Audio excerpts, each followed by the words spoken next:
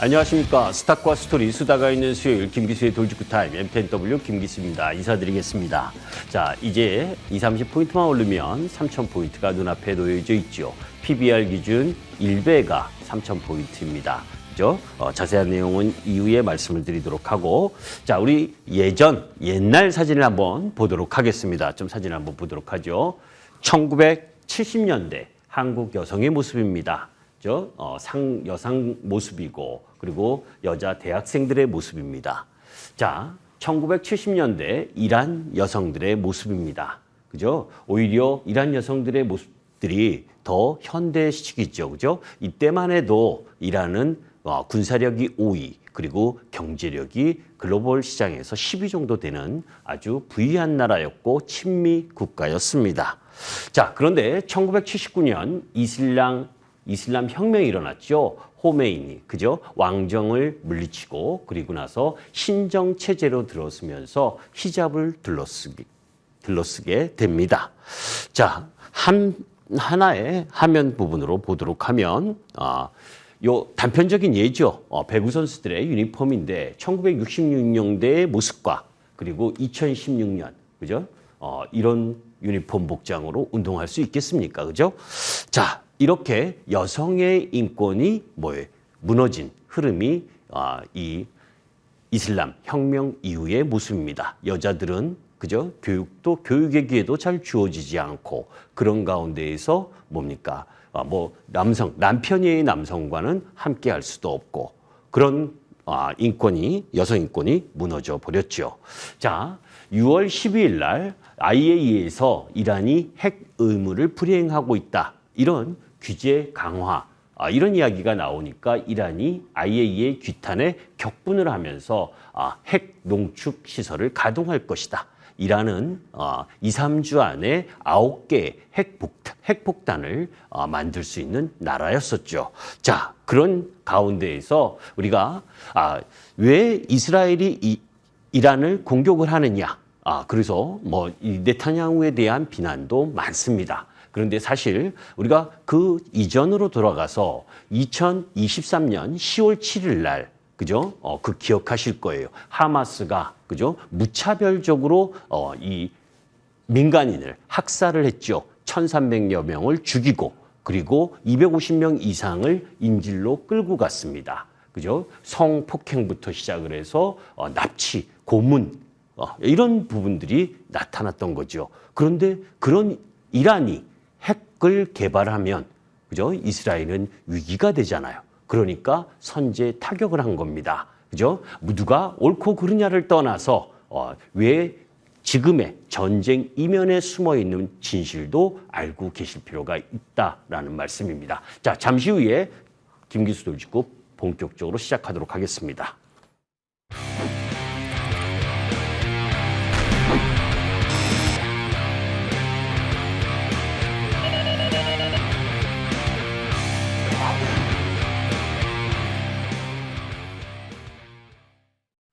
자, 이 도표가, 그죠? 이스라엘과 이란에 치고받는 모습입니다. 근데 이거 요즘 거 아니고요. 그죠? 작년 4월 달의 모습입니다. 똑같아요, 지금도. 자, 그리고 그런 가운데에서 이번에 6월 13일 날, 그죠? 이스라엘이 이란을 공격을 했고, 주구장창 중요한 사람들이 이스라엘에서 죽었죠. 우리가 그 사람들 이름까지 알 필요는 없지 않습니까? 그죠? 그런데 여기에서 이제 가장 중요하게 생각하는 게 호르무즈 해협, 그죠? 이란과 오만이 관리하고 있는 이 호르무즈 해협을 봉쇄를 하게 되면, 그죠? 지금 사우디아라비아와 이라크, 쿠웨이트 이 원유가 우리나라와 한국, 그죠? 한국과 일본과 중국 이쪽으로 이 원유가 운송이 됩니다. 그게 봉쇄가 되면 치명타죠. 그죠? 그런데 사실 이란과 오만 사이에 있는 이 호르무즈 해협의 수심이 깊지가 않습니다.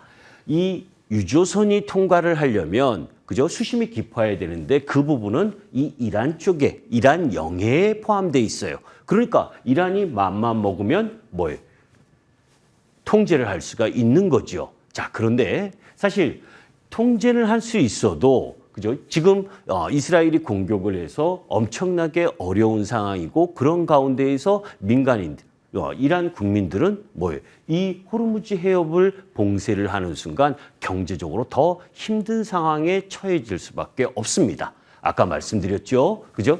이 호르무즈 해협으로 우리나라와 중국 그리고 일본으로 많이 수송이 되는데, 그죠? 특히 이란의 우호적인 중국이 타격을 받게 됩니다. 그죠? 그러니까 그죠? 쉽게 봉쇄하기 어려운 부분이고, 그리고 또 요 지역 부분에 있어서는 뭡니까? 미국의 해군 함대가 놓여져 있기 때문에 쉽게 봉쇄를 했다가는 두들겨 맞을 수 있다는 우려도 있는 거죠. 자, 우리나라 그죠? 석유 비축량은 어느 정도 되느냐?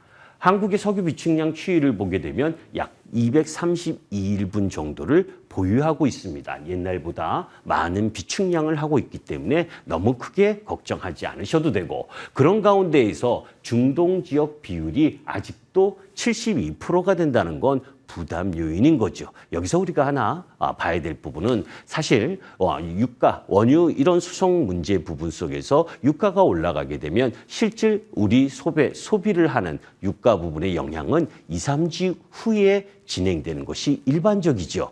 그런데 그죠? 정유사들이나 또 이 뭡니까?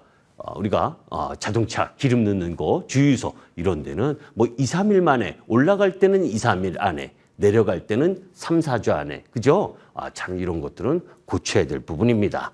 자, 그런 가운데에서 자, 1, 4차 중동전쟁, 이거 매번 제가 그 중동전쟁 때마다 나오는 도표인데 한마디로 이야기를 합니다. 중동전쟁이라고 이야기하는 부분은 이렇게 이스라엘과 이란, 이렇게 이 단독 싸움, 그것이 아니고 이스라엘이나 아랍연맹이라든지 또 이 서방 국가들, 그죠? 그 속에서 교전을 하는 그게 중동 국가였는데, 한마디로 얘기하면 증시 영향력을 봤을 때 마이너스 1%에서 마이너스 4%, 3차 중동 전쟁 때 마이너스 3% 정도의 영향을 미쳤습니다. 그러니까 너무 크게 우려할 부분이 아니라는 거죠. 요거 조금만 크게 해주실래요?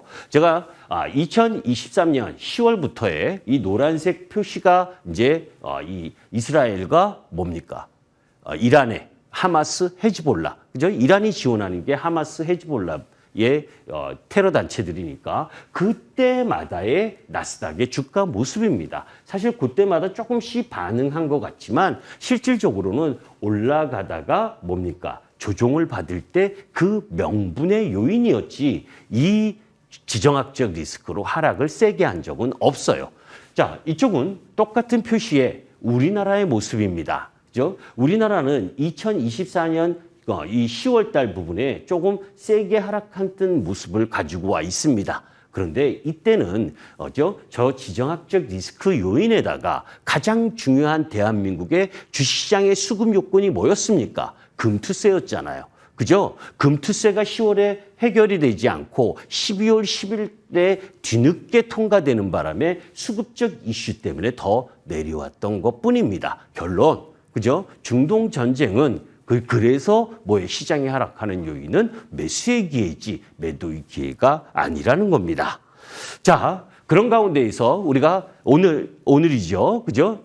지금 이제 우리 시간으로는 내일 새벽 3시쯤에 FOMC 회의의 결과가 나옵니다. 파월 연준 의장, 그분이 하루아침에 바뀌겠습니까? 데이터 위전적인 파월 연준 의장은 그대로 이야기를 할 겁니다. 점도표상, 그죠? 올해 2번의 금리 인하 가능성, 그것에 대한 변화가 있는지 없는지만 체크할 필요가 있다. 자, 그런데 미국 파월 FOMC를 제외하고는 ECB가 지금 7회 연속 정책금리를 인하를 했죠. 그리고 중국이 계속해서 지준율을 인하하고 있고, 그런 가운데에서 연준 의장, 부의장, 보먼도 은행 규제 완화를 언급을 했습니다. 이 모두 다가 시장에 유동성을 공급할 수 있는 요인이고, 우리도 그죠?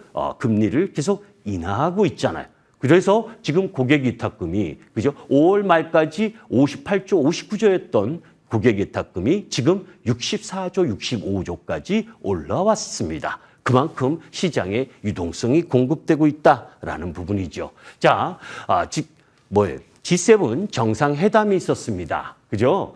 그런데 우리나라는 남아공, 호주, 영국, 일본하고 정상회담을 했는데 실제 가장 중요한 건 트럼프 미국과의 정상회담이었죠. 그 부분이 안 된 게 조금 아쉽습니다. 트럼프가 조기 귀국을 했는데 그래서 NSC 국가안보회의를 소집하고 테헤란을 떠나라. 그리고 지금 뭡니까? 이란을 향해서 협박성 흐름을 이야기를 하고 있죠. 이란은 지금 그죠? 사면 초과에 놓여져 있는 상황입니다. 자, 그런 가운데에서 시진핑이 중앙아시아 정상회의다 해서 카자흐스탄 이쪽 국으로 중앙아시아 5개국을 방문하고 있는데 이미 힘 빠진 시진핑이다라는 말씀을 드리고, 자, 우리가 체크해야 될 부분 중에 하나가 그죠?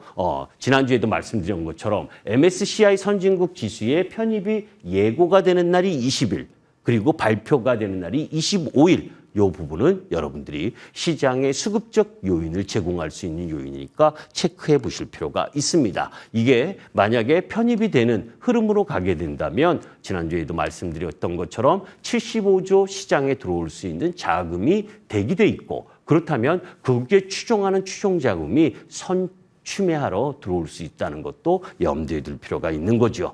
자, 증권사별 주가는 항상 이렇습니다. 저는 제가 이 증권사에 그죠?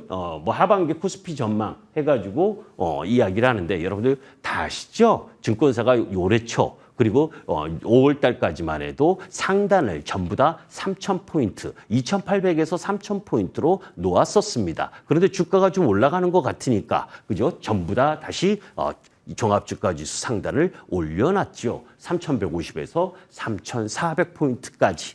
그죠? 각 증권사마다 이야기하는 섹터 부분은 다 틀립니다. 그런데 우리가 너무 믿지 말라는 뜻에서 여러분들께 말씀을 드렸고, 중요한 건 여러분들 올해 코스피가 2025년에 코스피가 어제까지 24% 상승을 했고 코스닥이 약 14%, 15% 상승을 했습니다. 그죠? 거래소가 10%더 상승을 했죠. 그만큼 그죠? 코스피가 24% 상승하고 코스닥이 15% 상승하는데도 그죠? 주가가 전부 다 상승했나요? 아니잖아요. 그죠? 코스피가 3,100을 가면 어쩌고 3,500을 가면 어쩝니까? 그죠? 내가 보유한 주식, 섹터가 올라가야죠. 그죠? 작년 7월 11일 이후, 그죠? 조선은 104% 상승을 하고, 그죠? 반대로 2차 전지는 45% 하락을 했습니다. 종합주가 지수가 24% 올라가는 동안에, 그죠? 자, 최근 1개월과 3개월 수익률을 보더라도 기계나 보험, 건설, 그리고 상사 자본재, 이전 쪽은 상승을 했는데 2차 전지, IT 가전 이쪽은 하락을 했죠. 많이 떨어진 게 기다리면 다 올라온다라고 본다면 주식할 고민할 필요가 없잖아요. 그죠? 시장은 그렇지 않다는 겁니다. 주식시장이 올라가도 그죠? 올라가는 놈들이 더 많이 올라가고 그죠? 떨어지는 종목은 떨어지더라는 거죠. 그걸 잘 구별할 필요가 있습니다. 자, 코스피와 코스닥의 종합주가지수 차트를 한번 보도록 합니다. 자, 4월 9일 날 2284포인트를 코스피가 찍었었죠. 언제입니까? 4월 9일 미국이 관세 유예를 하기 전에 저점 있죠. 그죠? 그리고 나서 상승을 했습니다. 그죠? 그리고 이 동그라미가 뭡니까? 대선 이후의 상승의 흐름을 더 갖고 간 거죠. 자, 여기는 코스닥입니다. 그죠? 코스닥도 비슷한 유형으로 올라왔지만 대선 이후에 같이 상승을 했어요. 제가 여기서 이야기하려고 하는 건 뭐냐? 요 2284포인트에서 2600포인트까지 올라온 건 글로벌 시장과 동조화하면서 관세에 대한 유예, 그죠? 그 부분으로 올라왔다면, 그죠? 2650부터 올라오는 지금 3000포인트 올라오는 시장은 이 한국 시장에, 그죠? 그 한국 시장의 상법 개정이라든지, 그죠? 자사주 매각을 강제한다든지, 그죠? 이런 법률적인 부분이 일정 정도 기대하면서 올라왔다는 겁니다. 그것도 코스닥보다 더 상대적으로 그와 연관된 섹터가 코스피에 더 많잖아요. 그러면 이 지수대는 쉽게 내려오는 지수대가 아닙니다, 여러분들. 그러니까 여러분들께서 그죠? 시장을 바라보고 종목을 바라볼 때 지수의 이 흐름 속에서 지수가 앞으로 더 올라가길 바라십니까? 그럼 그 올라가길 바란다면 지금 올라왔던 섹터 종목 부분들이 이 흐름 속에서 다시 올라가야 지수가 더 추가적인 상승 흐름을 갖게 되는 거죠. 그죠? 법을 바꾸고 나름 그러려고 하는 부분들이 훼손된다면 다시 내려오겠지만, 그죠? 지금 PBR 0.2배 이하는 상장 폐지를 하느니 0.8배 이하는 그죠? 증여세 더 부과시킨다든지 아니면 이런 부분들을 강제하는 채찍 그리고 당근을 함께하면서 법률 개정, 그것이 뭡니까? 그죠? 지난번에 이야기했었던 지금 그 부분이 안 나왔네요. 그죠? 제가 그 주시장 활성화와 관련된 내용 부분이 여기 빠져 있는데 지난주에 설명드렸었던 내용들입니다. 그죠? 자, 그런 가운데에서 전 세계의 반덤핑 조사 현황을 봤더니 해가 갈수록 그죠? 2020년에부터 조금 줄어들다가 2024년에 더 늘어나고 있는데 우리나라 산업통상자원부에서 중국산 반덤핑 조사 현황을 보니까 각 항목마다 그죠? HD 현대로보틱스는 산업용 로봇, 현대제철은 탄소강, 그죠? 한솔케미칼은 차황산 소다. 대부분 그죠? 이 산업 부분에 있어서 대부분 중국산 반덤핑이 엄청나게 많다는 거죠. 중국이 뭡니까? 저가 공세를 엄청나게 해대고 있다는 거죠. 우리나라 산업 자체적인 지금 이 부분만으로는 경쟁력이 계속 유지되기가 어려운 상황, 이런 부분들을 잘 국가에서 컨트롤 할 필요가 있는 상황인 거죠. 자, 그런 가운데에서 어제 나온 뉴스가 미국이 태양광 풍력 세액 공제를 2028년까지 폐지 추진한다, 이 뉴스가 나왔습니다. 사실 여기 자세한 내용 부분을 그거 하는데 하여튼 원래 5월 13일 날 그죠? 5월 13일 날 하원이 그죠? 하원이 그 세법 개정을 개정할 때는 그래도 양호했거든요. 그 기간이 뒤늦게까지 뒤로 밀렸었는데 갑자기 상원 공화당 의원들이 개정안을 고치면서 축소가 된 거예요. 그래서 미국과 우리나라 태양광 풍력이 날벼락을 맞고 있는 겁니다. 사실 확정된 거는 아니에요. 그죠? 그런데 공화당이 여당이니까 그렇게 될 가능성이 높은 거죠. 그죠? 그런 가운데에서 지금 젠슨왕이 제시한 AI 발전 단계입니다. 그래서 젠슨왕이 지금 이 제너레이티브 AI에서 에이전틱 AI 그리고 이제 피지컬 AI 쪽으로 가는 AI 발전 단계를 그린 부분인데, 그죠? 사실 저는 자세히 모르겠습니다. 그죠? 그런데 그죠? 젠슨왕이 더 아주 잘하는 젠슨왕이 이야기하길 AI는 뭡니까? 아직도 초기 단계다라고 이야기를 하고 있습니다. 그래서 엔비디아를 사겠다 말겠다 이 이야기가 아니에요. 왜냐하면 사실 트럼프가 작년 11월에 대선에서 승리하고 1월 20일 취임할 때 그때까지 시세의 중심에 있었던 종목이 테슬라와 엔비디아였죠. 그죠? 그렇게 상승하다가 취임하고 나서 오히려 그때부터 급락을 했었던 거 아닙니까? 그때 우려했었던 부분이 우리나라 설날 때 중국이 딥시크를 발표하면서 저가, 그죠? 가성비 높은 AI 개발을 할 수 있다. 이것 때문에 하락을 했기 때문에, 그죠? 미국에서 이 AI와 관련된 설비 투자가 줄어들 가능성이 크다라는 우려 때문에 하락을 했었던 겁니다. 자, 그런데 빅테크의 AI 카펙스 투자를 보니까 2025년 1분기 줄었습니다. 그죠? 4분기 말에 비해서 조금밖에 안 줄은 거. 그죠? 그렇다면 앞으로 너무 우려가 컸구나. 그거를 이 도표로 보는 겁니다. 자, 미국 자본재 수요의 회복입니다. 자본재 수입이 그죠? 이 증가를 다시 재차 증가를 하고 있는 게 보이죠.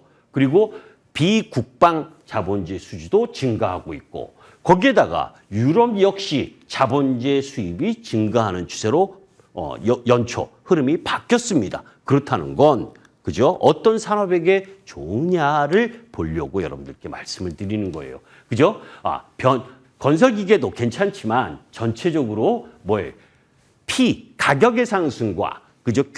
물량의 회복 부분이 이 초과압 변압기가 좋다는 거예요. 그죠? 그래서 여러분들 효성중공업이 뭐예요? 사상 최고가를 또 경신했지 않습니까? 그죠? HD 현대일렉트릭. 그래서 전력기계 쪽도 여러분들이 또다시 관심을 가지셔야 된다라는 말씀 드립니다. 자, 트럼프가 쏘아올린 원자력 르네상스. 이거 오래전에 이야기했죠. 그래서 뭡니까? 두산에너빌리티가 2만 원에서 6만 원이 넘어섰고 현대건설 그리고 BHI 그 다음에 한전 KPS까지. 자, 여기서 봐야 될 부분이 데이터 센터 전력 소비량이 2030년까지 2배 이상 성장한다. 그런 가운데에서 왜 태양광이 그렇게 인기가 없냐? 태양광은 그죠? 겨울에는 발전량이 적잖아요. 그죠? 꾸준하게 일정량의 흐름을 제공할 수 있는 발전원이어야 데이터 센터 옆에다가 전기를 공급하죠. 그죠? 이렇게 불규칙적이면 그거 어떻게 맞춰서 공급을 합니까? 그죠? 그런 가운데에서 넷제로를 달성한 빅테크 그쪽에서 우리가 넷제로 달성을 어떻게 할 거냐? 그런데 석탄은 킬로와트 시당, 그죠? 이산화탄소 배출량이 가장 높고 그런 가운데 태양광 쪽보다도 원자력이 더 낮습니다.